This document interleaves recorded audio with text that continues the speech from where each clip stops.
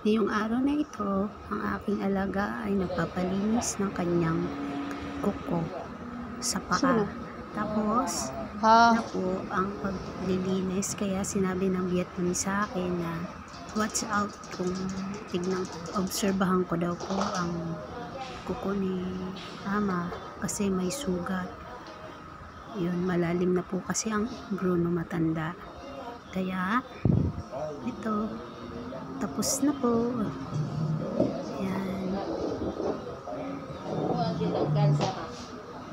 Yan, pinapasuot na po siya ng sapatos niya.